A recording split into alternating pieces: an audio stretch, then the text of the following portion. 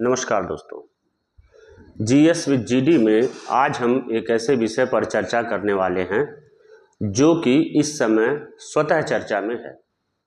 हम बात करेंगे आज नागरिकता की कि नागरिकता क्या है, कैसे प्राप्त होती है और नागरिकता के लिए भारत के संविधान में कौन कौन से अनुच्छेद बनाए गए हैं। सर्वप्रथम तो यह जान लीजिए कि भारत की नागरिकता एकल है।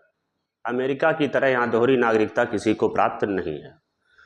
दूसरी बात यह है कि भारत के संविधान में अनुच्छेद 5 से 11 में नागरिकता के बारे में प्रावधान किया गया है, जिसमें अनुच्छेद 11 यह कहता है कि संसद विधि बनाकर भविष्य में नागरिकता के संबंध में कानून बना सकती है, प्रावधान कर सकती है। नागरिकता के संबंध में संसद विधि बना सकती है। यह अनुच्छेद 11 के तहत अधिकार संसद को दिया गया है। अनुच्छेद 5 यह कहता है कि भारतीय संविधान के प्रारंभ होने के समय यानी कि 26 नवंबर 1949 को, जिस दिन हमारा संविधान लागू किया गया था, प्रभावी किया गया था, भारत के संविधान के प्रारंभ में जिस व्यक्ति का भारत में अधिवास रहा हो और जो भारत के राज्य क्षेत्र में जन्मा हो, वो भारत का नागरिक होगा। अगर उसके माता पिता में से कोई एक भी भारत में जन्मा है तो भी वह भारत का नागरिक होगा। और संविधान प्रारंभ होने के ठीक 5 वर्ष पूर्व तक मामूली तौर पर वह भारत का निवासी रहा हो। जैसे हो सकता है कि जब संविधान लागू हुआ हो उस समय कोई व्यक्ति विदेश में नौकरी कर रहा हो, तो अगर वह विदेश में नौकरी करेगा तो उसकी नागरिकता के संबंध में यह व्यवस्था की गई कि उसका जन्म भारत, पहले तो कंडीशन यह है कि उसका सामान्य तौर पर भारत में अधिवास रहा हो। तो अधिवास रहा हो वाला कॉन्सेप्ट, मान लीजिए वह उस समय भारत में न हो, तो इसलिए व्यवस्था बनाई गई कि जो भारत के राज्य क्षेत्र में जन्मा हो उसके माता पिता में से कोई एक भारत का नागरिक हो और संविधान के प्रारंभ होने के ठीक 5 वर्ष पूर्व तक मामूली तौर पर भारत का निवासी रहा हो, ऐसा व्यक्ति भारत का नागरिक होगा। अब अनुच्छेद 6 ये कहता है कि ऐसे लोग जो पाकिस्तान से भारत आए उन्हें भी नागरिक माना जाएगा, चूंकि उन्होंने पाकिस्तान को छोड़ करके हिंदुस्तान में आए थे वो भारत के नागरिक बनने के लिए। ऐसे लोग जो पाकिस्तान से आए उन्हें भारत का नागरिक माना जाएगा अगर वह अथवा उसके माता पिता अथवा पितामह पितामही यानी कि दादा दादी और मातामही यानी कि नाना नानी में से कोई एक भारत में जन्मा हो।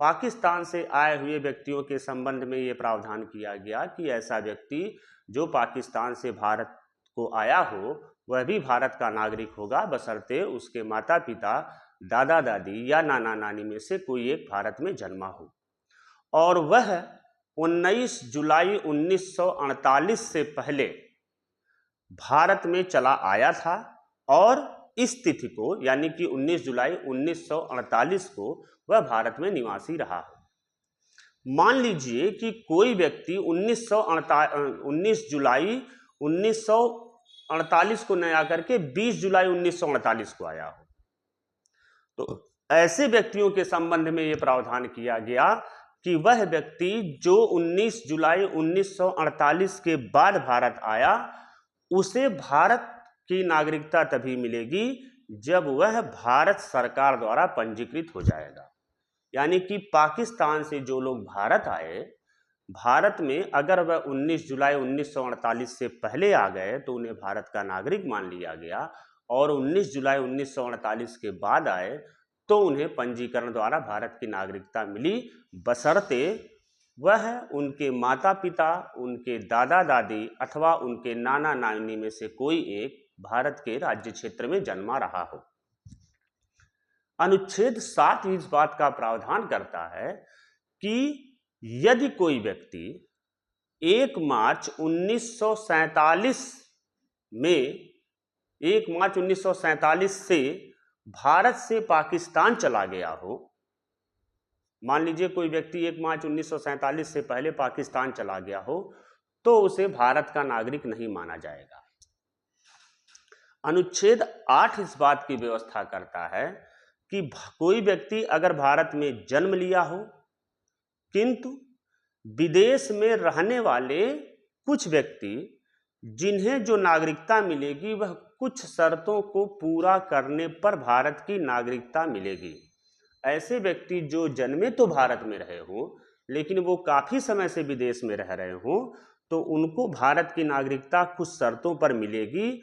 और विदेश से भारत आने वाले लोगों के नागरिकता के संबंध में प्रावधान अनुच्छेद 8 में किया गया है, परंतु यह ध्यान रखिएगा कि उसमें पाकिस्तान से आने वाले लोग शामिल नहीं हैं।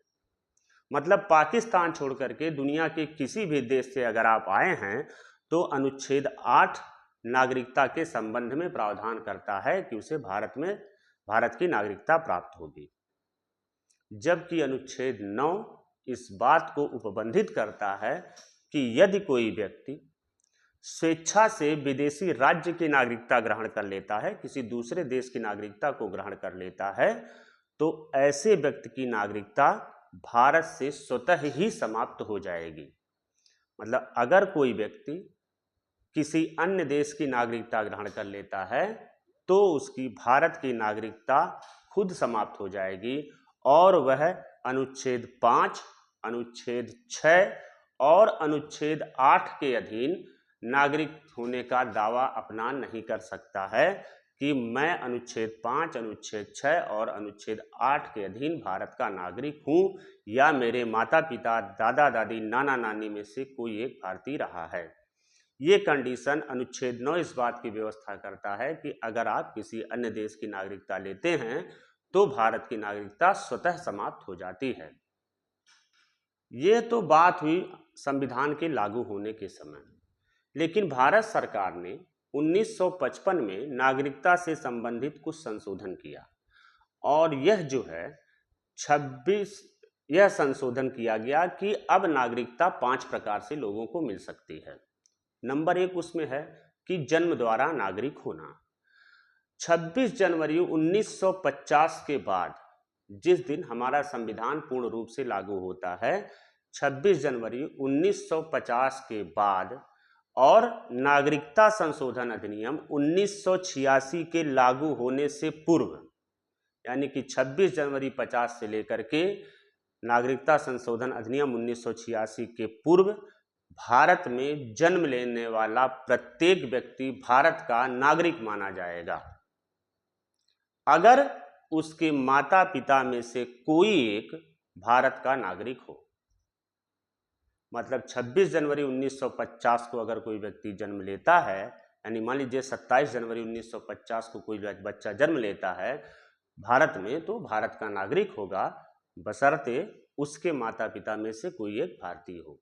यानी कि जो बच्चा 26 जनवरी 1950 के बाद जन्म लेता है भारत में, अगर उसके माता पिता में से कोई एक भारतीय है तो बच्चा स्वतः भारतीय नागरिक होगा। दूसरा है देशीकरण द्वारा नागरिकता। देशीकरण द्वारा नागरिकता का मतलब यह हुआ कि अगर हम किसी भी देश को अपने में मिला लेते हैं या कोई देश हमारे देश में मिल जाता है, मान लीजिए कोई देश हो जो कहे कि हम भारत में जाकर के मिल रहे हैं, तो जो उस देश के नागरिक होंगे वह स्वतः ही भारत के नागरिक हो जाएंगे। मतलब अगर कोई देश हमारे देश में आकर के मिलता है तो उस देश के लोग भारत के नागरिक माने जाएंगे। तीसरा है वंश परंपरा द्वारा नागरिकता। अगर आपकी वंश परंपरा नागरिकता की है तो आप भारत के नागरिक रहेंगे। चौथा है पंजीकरण द्वारा नागरिकता। अगर आप भारत की नागरिकता प्राप्त करना चाहते हैं तो आपको भारत में आकर के नागरिकता के लिए पंजीकरण कराना पड़ेगा और पंजीकरण करा करके आप भारत की नागरिकता ग्रहण कर सकते हैं। और पांचवा है इसमें अर्जित भूभाग द्वारा नागरिकता। अगर भारत किसी देश के भूभाग को जीत लेता है तो उस देश के जितने भी नागरिक होंगे वह सब भारत के नागरिक माने जाएंगे।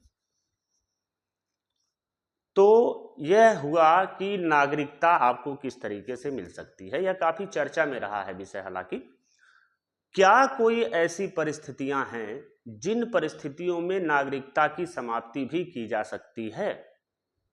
जी हां, नागरिकता की समाप्ति के लिए 3 प्रकार की व्यवस्था की गई है भारत के संविधान में, जिसमें नंबर 1, अगर कोई व्यक्ति किसी अन्य देश की नागरिकता ग्रहण कर लेता है तो उसकी भारत की नागरिकता स्वतः समाप्त हो जाती है, वह भारत का नागरिक नहीं रह जाएगा।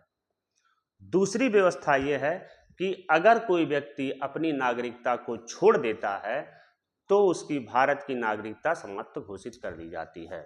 और तीसरी परिस्थिति यह है कि सरकार अगर उसकी नागरिकता छीन ले तो उसकी भारत की नागरिकता समाप्त हो जाती है। यह हुआ कि भारत की जो नागरिकता है वह केवल एकल है, लेकिन समय समय पर जैसे परिस्थितियां बदलती हैं, समय समय पर नागरिकता के संबंध में कुछ संशोधन किए गए। ऐसा ही एक संशोधन किया गया प्रवासी भारतीयों के लिए। तो प्रवासी भारतीयों के लिए नागरिकता से संबंधित संशोधन किया गया, जिसमें यह कहा गया कि भारत अथवा ऐसे भारतीय जो विदेशों में बसे हैं और भारतीय मूल के हैं, बसे तो विदेशों में हैं लेकिन उनका मूल भारतीय है, तो ऐसे लोगों को नागरिकता प्रदान की जा सकती है। यह सरकार ने संशोधन किया प्रवासी भारतीयों के लिए, और यह संसद द्वारा विधिवत पारित किया गया, क्योंकि आप जानते हैं कि नागरिकता के संबंध में संशोधन करने का अधिकार केवल संसद के पास है। तो इसके लिए नागरिकता संशोधन बिल 2003 लाया गया, जिसमें यह प्रावधान किया गया। अच्छा, ये नागरिकता संशोधन अधिनियम 2003 जो आया था, एक लक्ष्मी मल सिंघवी एक व्यक्ति थे, उनकी अध्यक्षता में एक समिति बनाई गई नागरिकता से संबंधित कानूनों के लिए। उस समिति की सिफारिश पर यह लागू किया गया प्रवासी भारतीयों के लिए नागरिकता का प्रावधान, जिसमें यह कहा गया कि कुछ ऐसे देशों के नागरिक भी जिनका मूल भारतीय हो, मतलब जो भारतीय मूल के हों और वह किसी अन्य देश में रहते हों, ऐसे लोगों को भारत की ओवरसीज नागरिकता प्रदान की जाएगी। यानी कि उन्हें overseas citizenship of India, overseas citizen of India कहा जाएगा, OCI, और इन्हें OCI कार्ड दिया जाएगा 2003 में। अच्छा, ये जो OCI मिलेगा, इन्हें जो कार्ड मिलेगा, उसका फायदा क्या होगा? उसका फायदा ये है कि इन्हें जब भी इच्छा होगी तब भी ये भारत में आ जा सकते हैं। मतलब इनको आने जाने के लिए किसी पासपोर्ट वीजा की जरूरत नहीं पड़ेगी। उनकी जब इच्छा होगी तब वो भारत आएंगे, भारत में रहेंगे और भारत से चले जाएंगे। लेकिन शर्त यह है कि उन्हें भारतीय मूल का होना चाहिए। भारत में आने जाने की स्वतंत्रता इन्हें प्राप्त होगी, लेकिन ना ही इन्हें वोट देने का अधिकार होगा और ना ही ये किसी भी संवैधानिक पद को ग्रहण करेंगे। केवल भारत के नागरिक होंगे, मतलब इनको केवल नागरिकता मिलेगी, आने जाने की स्वतंत्रता मिलेगी, लेकिन कोई भी संवैधानिक पद इन्हें नहीं मिलेगा। तो ये पूरा जो डिस्क्रिप्शन है, जो विवरण आपको बताया गया है, वह नागरिकता के संबंध में बताया गया है। हम इस बात का विश्वास रखते हैं कि आपको वीडियो पसंद आया होगा। आप अगर पसंद आए तो इसे शेयर जरूर करें और लाइक का बटन जरूर दबाएं। नमस्कार।